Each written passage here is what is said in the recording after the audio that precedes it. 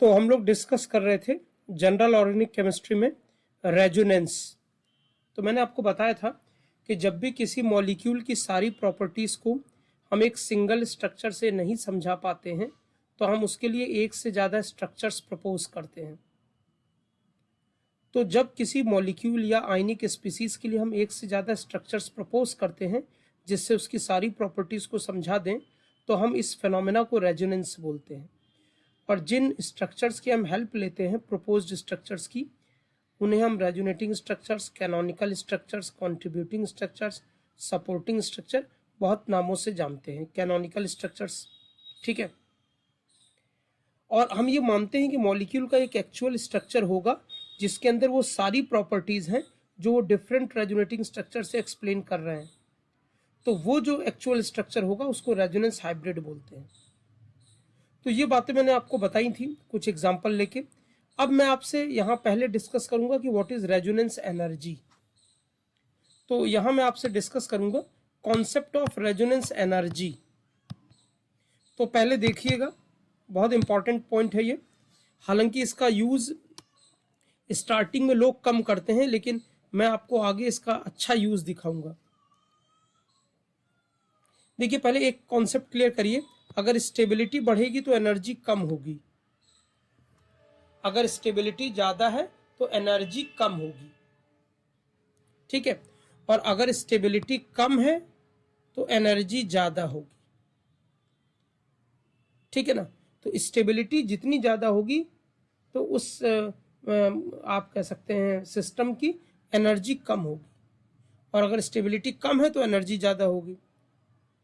इसको रिवर्स में भी बोल सकते हैं, अगर एनर्जी ज्यादा होगी तो स्टेबिलिटी कम होगी, और अगर एनर्जी कम होगी तो स्टेबिलिटी ज्यादा होगी। तो पहले ये पॉइंट्स सब लोग समझ लीजिए, ठीक है, क्लियर। अब यहां पे मैं एक बात आपको बता दूं। यहां पर देखिए, हम लोगों ने देखा था कि जो मॉलिक्यूल एक्स है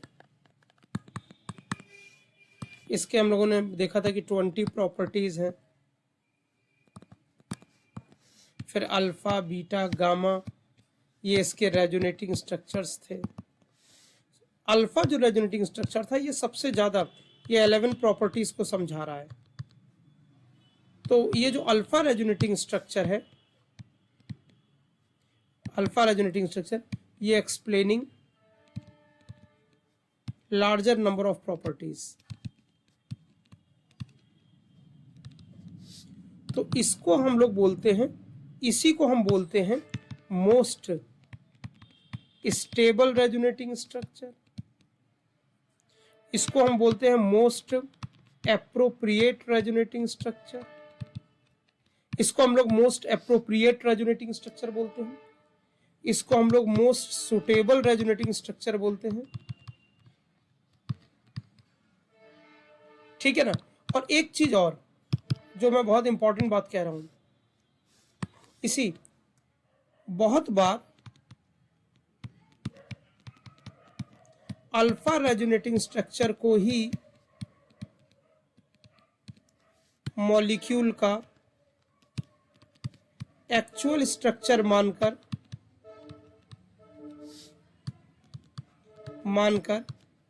हम काम चला लेते हैं,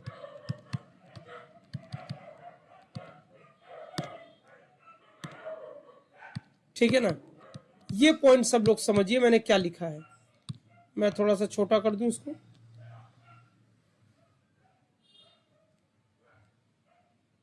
ये स्क्रीनशॉट भी ले लीजिए इसका,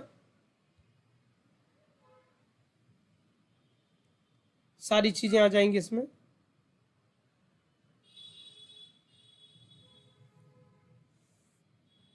ये पॉइंट सबको क्लियर हुआ कि अल्फा रेजोनेटिंग स्ट्रक्चर ज्यादा प्रॉपर्टीज को समझा रहा है, तो हम इसको most stable resonating structure, most appropriate, most suitable बोलेंगे। और हम लोग अल्फा रेजोनेटिंग स्ट्रक्चर को ही मॉलिक्यूल का एक्चुअल स्ट्रक्चर मानकर काम चला लेते हैं। ये पॉइंट क्लियर हुआ सबको?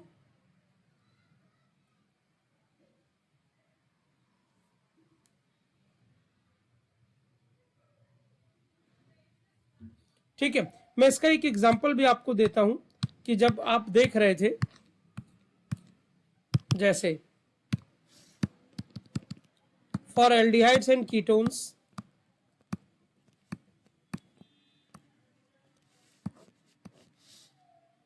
हमने दो लिए थे, ये और ये, बट मैक्सिमम टाइम ये न्यूट्रल है, यहाँ 8 इलेक्ट्रॉन सबके पूरे हैं, 8 इलेक्ट्रॉन्स, ये आगे बताऊंगा, यहाँ इसके 8 इलेक्ट्रॉन्स हैं, इसके 6 इलेक्ट्रॉन हैं, ठीक है, ये चार्ज्ड है, यहाँ नो इलेक्ट्रॉन डिफिशिएंट एटम, यहाँ कार्बन इलेक्ट्रॉन डिफिशिएंट है, तो ये मोर एप्रोप्रिएट, ये मोर स्टेबल रेजोनेटिंग स्ट्रक्चर, ये लेस स्टेबल है। तो होता क्या है कि ये जो स्ट्रक्चर है, इस स्ट्रक्चर को हम मैक्सिमम जगह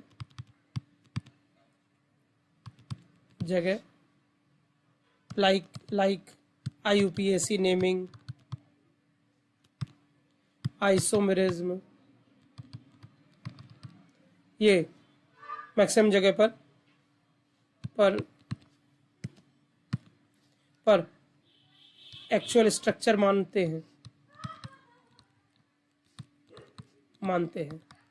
जबकि रेजोनेटिंग स्ट्रक्चर तो हाइपोथेटिकल होता है, ठीक है ना।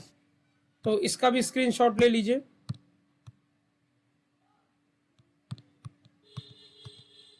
जो मोस्ट अप्रोप्रिएट है, कई बार कॉपी में उसी को लिख के काम चला लेते हैं।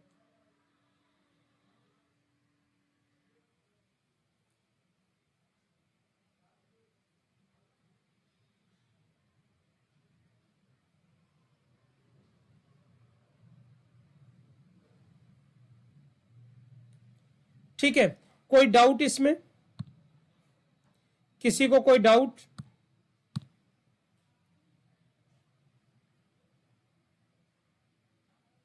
ठीक है, चलिए अब देखिए जरा। तो alpha resonating structure most stable है, alpha resonating structure most stable है, ये मोस्ट एप्रोप्रिएट है, ये मोस्ट सुटेबल है। तो जिसकी स्टेबिलिटी ज्यादा है उसकी एनर्जी कम होगी। तो इसलिए आप कह सकते हो कि जो अल्फा रेजोनेटिंग स्ट्रक्चर है वो अदर रेजोनेटिंग स्ट्रक्चर से उसकी एनर्जी कम होगी। क्या ये बात समझ में आई सबको? हैंड रेस करिए। अल्फा रेजोनेटिंग स्ट्रक्चर सबसे ज्यादा स्टेबल है, जो स्टेबल है उसकी एनर्जी कम होगी।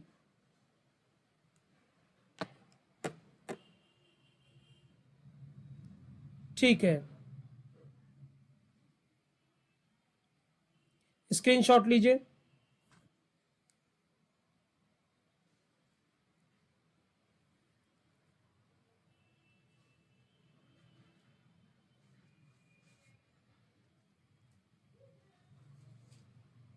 कोई डाउट हो तो पूछ सकते हैं।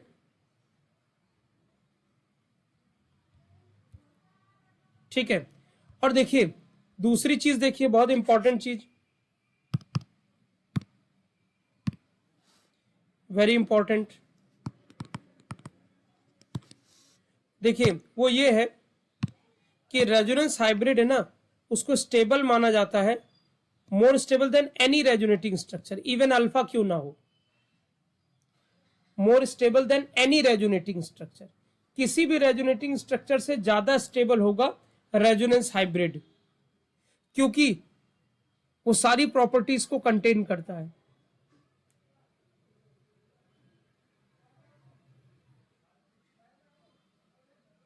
ठीक है, तो एनर्जी ऑफ रेजोनेंस हाइब्रिड, उसकी एनर्जी कम होगी अल्फा से, और अल्फा अदर रेजोनेटिंग स्ट्रक्चर से कम एनर्जी रखेगा।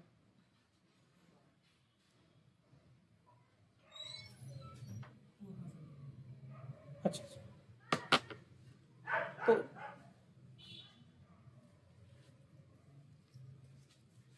तो ये जो है ना, रेजोनेंस हाइब्रिड की एनर्जी अल्फा रेजोनेटिंग स्ट्रक्चर से भी कम होगी। क्या ये बात सबको समझ में आई? हैंड रेस करिए। ठीक है, ये तो पहले मैंने कुछ आपको बेसिक चीज बताई। अब आइए रेजोनेंस एनर्जी कैसे डिफाइन की गई है।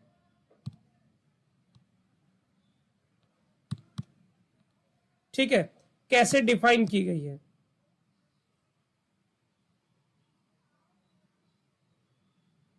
हाँ, हो सकता है वेदांत पूछ रहे हैं कि क्या ऐसे दो स्ट्रक्चर्स हो सकते हैं जो सेम नंबर ऑफ प्रॉपर्टीज को एक्सप्लेन करते हो। हाँ, वो इक्विवेलेंट रेजोनेटिंग स्ट्रक्चर हो जाएंगे। जैसे मैं आपको बता दूं, अच्छा हुआ ये सवाल पूछ लिया। मैं बता सकता हूं कि जैसे क्या होता है ना कि कुछ जगह इक्विवेलेंट रेजोनेटिंग स्ट्रक्चर्स आते हैं। तो देखिए जैसे NO2 माइनस है ये। तो अब देखिए जैसे इसके ये अभी जब सिखाऊंगा तब बता दूंगा, ये ऐसे है। इसका दूसरा रेजोनेटिंग स्ट्रक्चर ये है। अब देखिए एक को पलटोगे तो दूसरा आ जाएगा, तो ये इक्विवेलेंट रेजोनेटिंग स्ट्रक्चर है।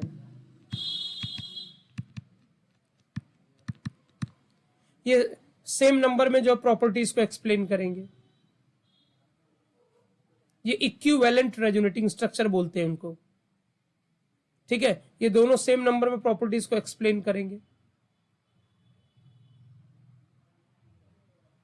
ठीक है ना।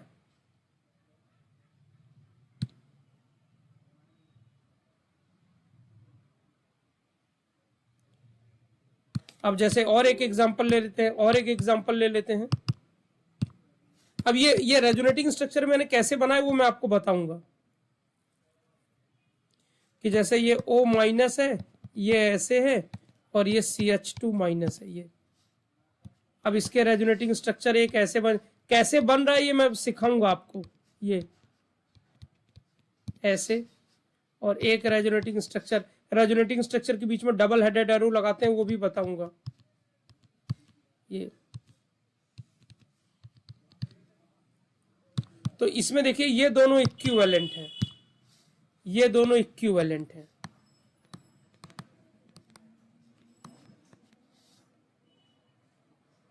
और नीचे वाला अलग टाइप का है। इन दोनों को इंटरचेंज करेंगे ना, इन दोनों को इंटरचेंज, इसको इधर इसको इधर, तो ये वाला स्ट्रक्चर मिल जाएगा। ठीक है ना, ये मैं कह रहा हूं, समझ गए ये बात। अब यहां पे देखिए फर्स्ट सेकंड थर्ड, तो फर्स्ट और सेकंड इक्विवेलेंट है, और थर्ड जो है ना मोर स्टेबल है। अब वो कैसे बताया, रेजोनेटिंग स्ट्रक्चर कैसे बनाए, वो मैं सिखाऊंगा। ठीक है ना।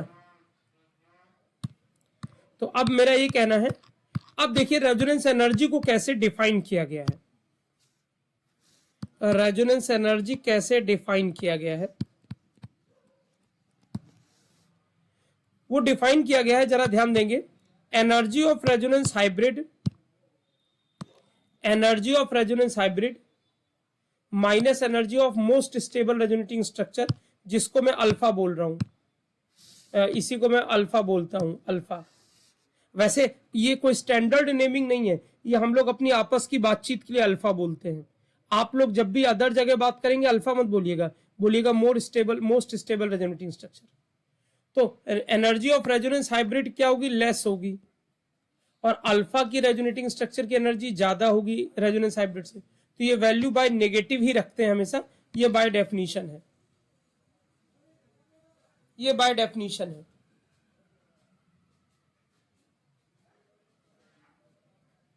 देखिए मैं यहां पे कह सकता हूं, इसको आप इस तरह से समझ सकते हैं, जो रेजोनेंस हाइब्रिड है ये एक्चुअल है, ये इन नेचर है, ये ऑब्जर्व्ड है, ये एक्सपेरिमेंटल है, और जो मोस्ट स्टेबल है ये कैलकुलेटेड है, ये थ्योरेटिकल है, ये कंप्यूटेड है। ठीक है, मेरा एक छोटा सा सवाल है, क्या तुम बता सकते हो कि रेजोनेंस एनर्जी के पैरेलल में फिजिक्स में एक कॉन्सेप्ट है, वो क्या है? मैसेज करेंगे। रेजोनेंस एनर्जी के एकदम पैरेलल में फिजिक्स में एक कॉन्सेप्ट है और आपने वो पढ़ भी लिया है, वो क्या है?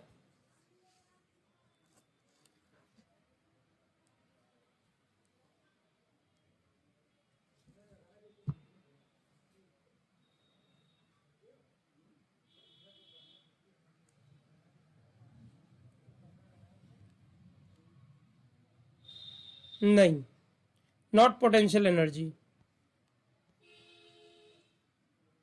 और लोग गैस करिए।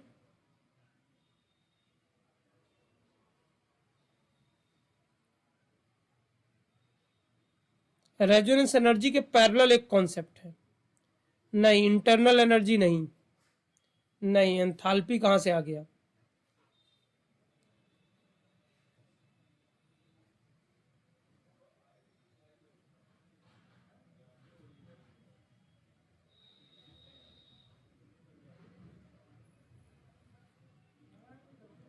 और कोई?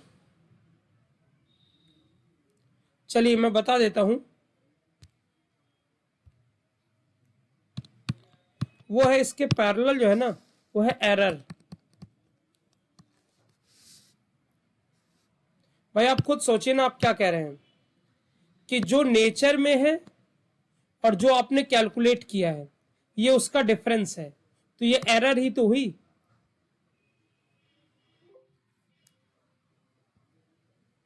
जो आप सोच रहे हैं और जो नेचर में है उसके बीच का डिफरेंस एरर है ये। और इसीलिए देखिए रेजोनेंस एनर्जी ऐसे भी निकलता है, ये हम लोग अभी थर्मोकेमिस्ट्री में ये चीज निकालेंगे, ऑब्जर्व्ड और थ्योरेटिकल का डिफरेंस।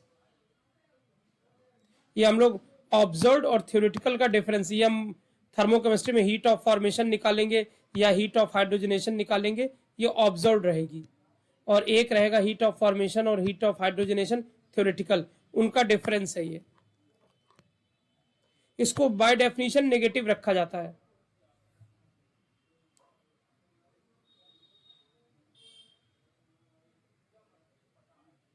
ठीक है, तो पहले स्क्रीनशॉट ले लीजिए,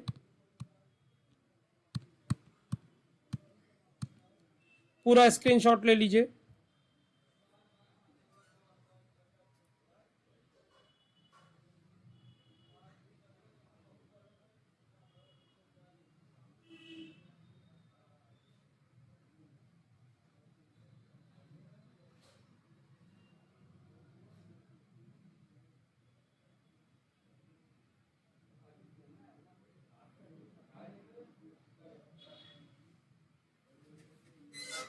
ठीक है, ये क्लियर हो गया सबको? किसी को कोई डाउट? कितने लोगों को ये चीज पहले अभी डेफिनेशन क्लियर हुई? हैंड रेस करिए।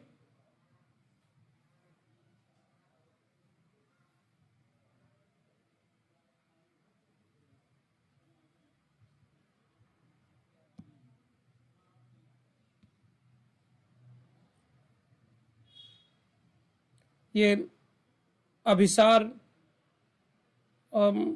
अद्वैत, कार्तिकेय मणि, वैभव, इन लोगों को नहीं क्लियर हुआ?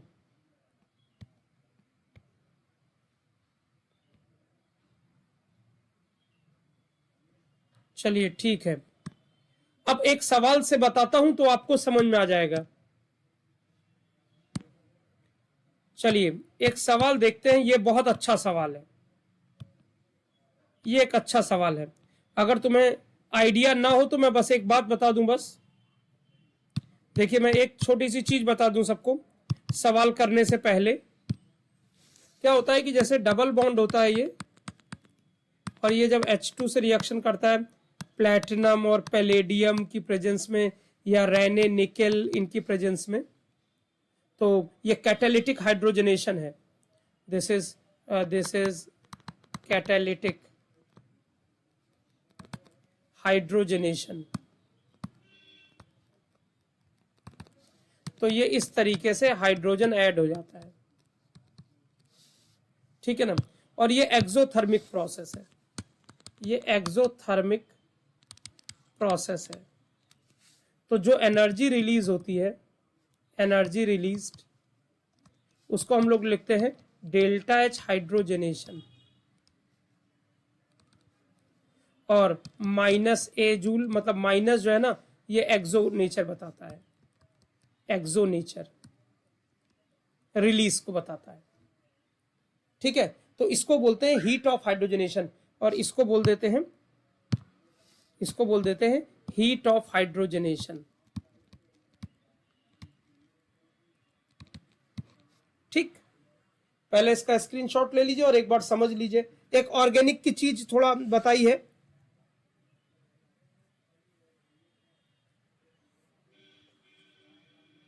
वैसे तो थर्मोकेमिस्ट्री में डिफाइन करेंगे,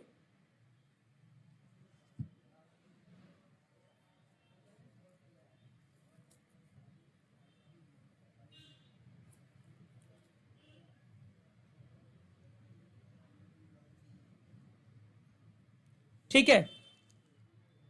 और अब ये सवाल है, ये सवाल है, मुझे आंसर चाहिए पूरा सॉल्व करके, मुझे आंसर चाहिए पूरा सॉल्व करके।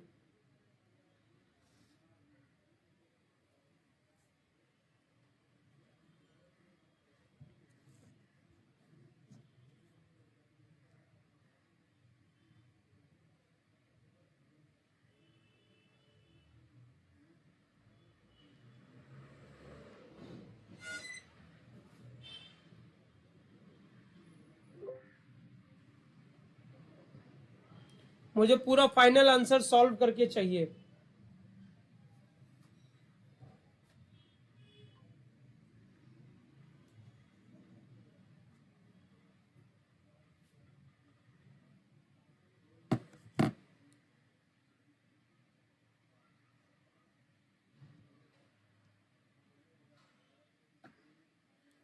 हर्ष अग्रवाल गलत है।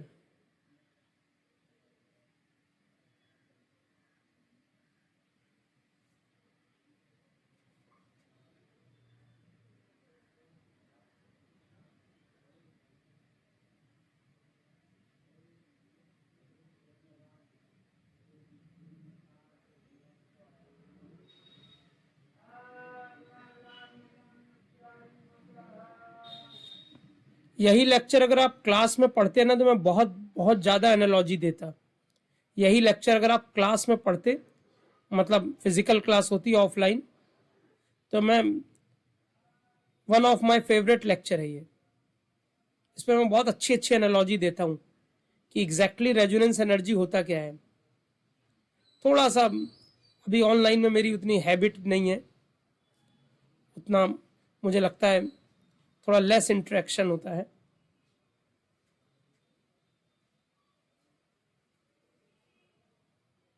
और बताइए, और लोग बताइए जल्दी। हर्ष अग्रवाल गलत है, और लोग जल्दी जल्दी बताइए, मैं डिस्कस करने जा रहा हूं।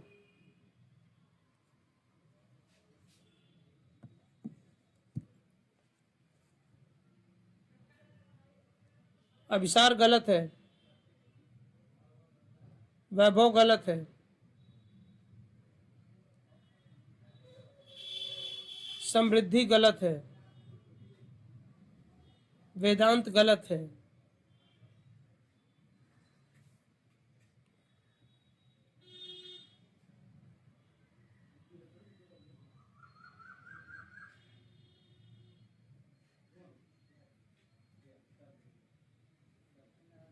और कोई ट्राई करेगा? आयुष सही है।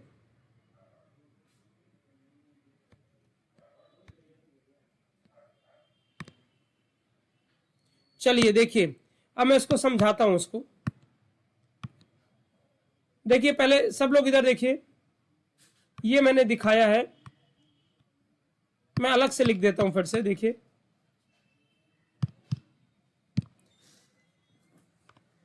देखिए कि अगर जो है ना, जब ये H2 है, ये ऐसे बन गया, मतलब ये हाइड्रोजन यहां लग गया, ठीक है ना। ये हाइड्रोजन लग गया।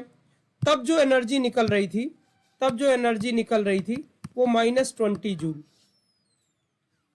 ठीक है, तो अगर 3 पाई बॉन्ड होते ये, तो 3H2 होता।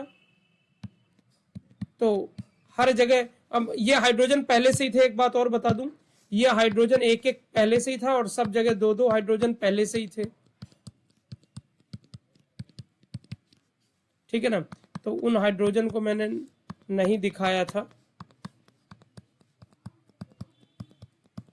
ठीक है, तो यहां पर क्या होता कि 3H2 जब लगते तो पहले से सब जगह एक एक हाइड्रोजन था, तो अब 2-2 हो जाते हैं।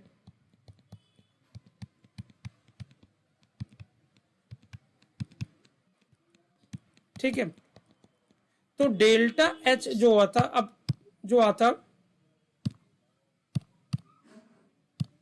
जो डेल्टा H आता थ्योरेटिकल बेंजीन के लिए वो आता एक एक पर एक बॉन्ड पर 20 जूल है, एक बॉन्ड पे 20 जूल है।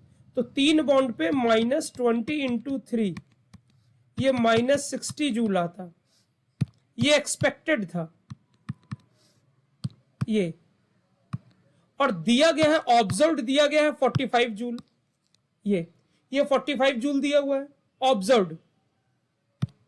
ठीक है ना, तो ऐसी सिचुएशन में जो डेल्टा H ऑब्जर्व्ड दिया है बेंजीन के लिए, वो दिया है -45 जूल।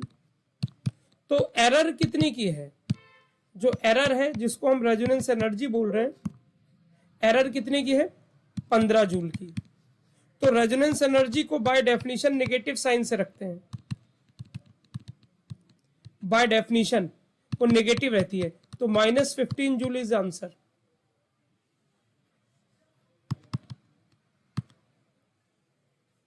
अब आप देखिए कि क्या गलती हो रही थी आपसे। देखिए फिर से समझिए, जब साइक्लोहेक्सीन था, ये साइक्लोहेक्सीन है, तो जब 1 मोल H2 है तो 20 जूल की एनर्जी निकलती है। तो बेंजीन में तीन है, तो 60 की एनर्जी निकलनी चाहिए थी, 20 इंटू 3, लेकिन निकली 45 की। तो ऐसी सिचुएशन में डिफरेंस कितना है, 15, उसको माइनस साइन से शो करेंगे। इसको बाय डेफिनेशन नेगेटिव रखा जाता है। असल में एक बात बता दूं कि जब भी रेजोनेंस एनर्जी लिखते हैं तो आप ऑब्जर्व्ड और थ्योरेटिकल में ये सिमेट्रिक डिफरेंस समझते हो ना। चॉइस है, थ्योरेटिकल पहले कर सकते हो, ऑब्जर्व्ड बाद में कर सकते हो, नेगेटिव लाने के लिए जो करना पड़े।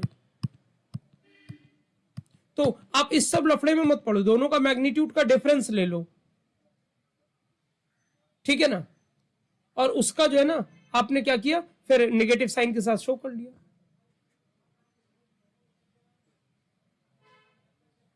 देखिए क्या इधर भी यही चीज लिखी है, मैं इसको डिलीट कर देता हूं। ये इसका सलूशन जो मैंने दोबारा लिख दिया है, ये मैं इसको इधर खिसका देता हूं।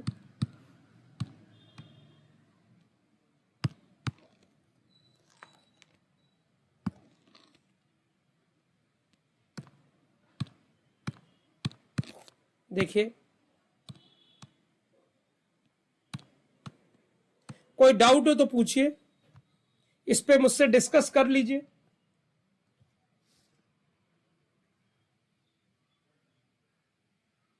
कोई डाउट हो तो क्लियर करिए।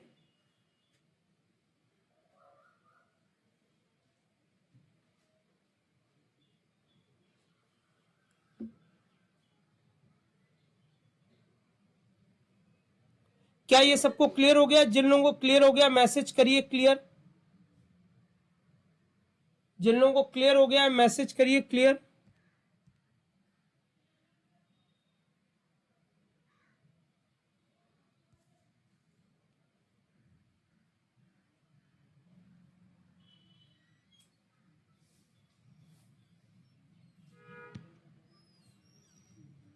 वेदांत क्या नहीं समझ में आया? वेदांत क्या नहीं समझ में आया? भाई देखिए, एक डबल बॉन्ड पर 20 जूल की एनर्जी निकल रही है, तो 3 डबल बॉन्ड पे 60 निकलनी चाहिए, लेकिन ऐसा हुआ नहीं, 45 ही निकली, तो एरर 15 की है ना। देखो मैं इसके लिए समझाता हूं, एक एनालॉजी देता हूं, एक एनालॉजी देखो। जैसे आपने एक दिन में, वन डे में 10 घंटे पढ़ाई की, ठीक है ना, तो 10 आवर्स तुमने पढ़ाई की, तो 30 डेज में 10 इंटू 30, 300 आवर्स। ये थ्योरेटिकल है, ये चीज थ्योरेटिकल है। प्रैक्टिकली देखोगे ना तो डेली 10 घंटे नहीं पढ़ सकते हो। प्रैक्टिकली क्या होगा, किसी दिन 10 घंटे, किसी दिन 11 घंटे, किसी दिन 7 आवर्स, किसी दिन तबीयत खराब हो गई 0 आवर, किसी दिन डैश डैश डैश डैश। तो प्रैक्टिकली वो देखोगे तो 200 घंटे हो जाए, बड़ी बात है। तो ये जो थ्योरेटिकल और प्रैक्टिकल का जो डिफरेंस है, दैट इज रेजोनेंस एनर्जी। समझ पाए? ये एनालॉजी समझ में आई?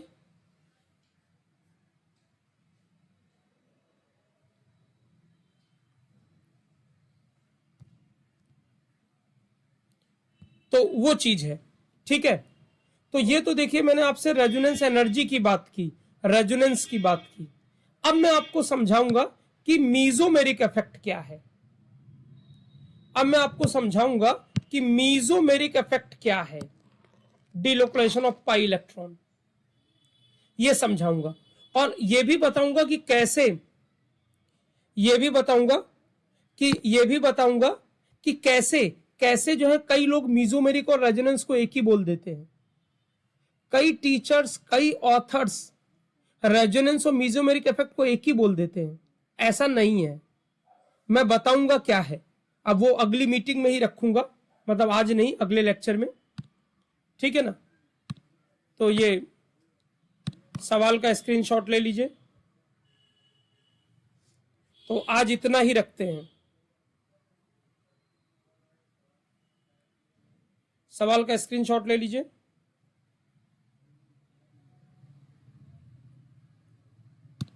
और सॉल्यूशन का भी,